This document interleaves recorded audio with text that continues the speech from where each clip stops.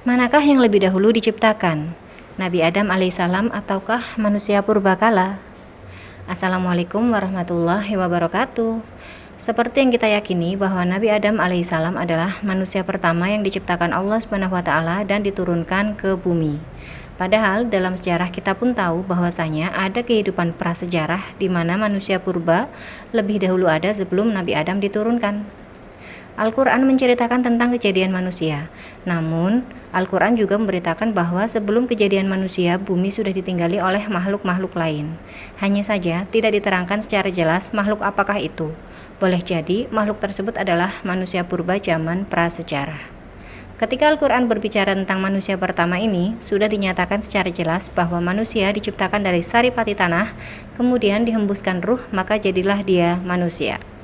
Selama ini kita selalu dipaksa untuk mempelajari teori manusia purba dalam kurikulum pendidikan kita. Para penganut aliran evolusi ini telah merekayasa khayalan yang sangat sempurna dengan dilengkapi berbagai ilustrasi yang nampak seperti realistis. Mereka memasukkan ras kera yang telah punah sebagai nenek moyang manusia yang kemudian berevolusi menjadi manusia.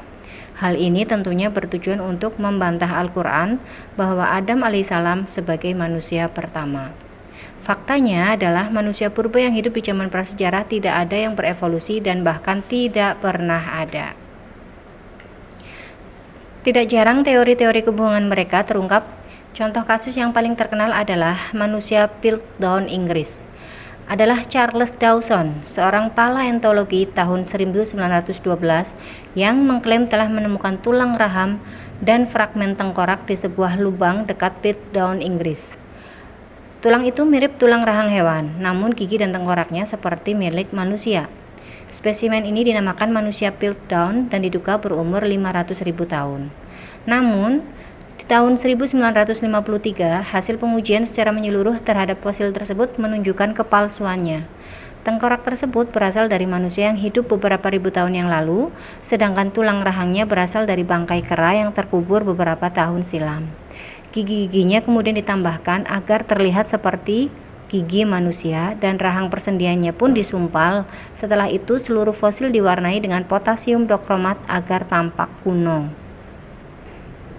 Manusia purba hidup di ratusan bahkan jutaan tahun yang lalu yang ditemukan dari fosil-fosil dalam tanah, dan manusia purba tidak ada yang berevolusi. Sementara rentang waktu antara Nabi Adam alaihissalam dan Nabi Muhammad SAW hanya 6.155 tahun, yang maknanya tidak sampai ratusan bahkan jutaan tahun berlalu.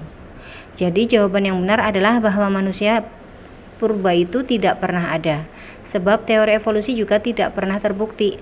Ada banyak sekali kejanggalan yang pada akhirnya membuat teori evolusi manusia purba itu harus dihapus dari dunia kurikulum pendidikan sekolah.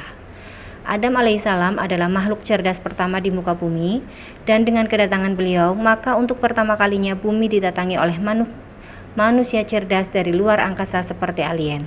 Kecerdasan manusia sungguh merupakan perubahan besar dalam sejarah bumi yang sebelumnya hanya dihuni oleh makhluk-makhluk kelas bawah tanah atau makhluk-makhluk kelas bawah berupa hewan dan tumbuhan.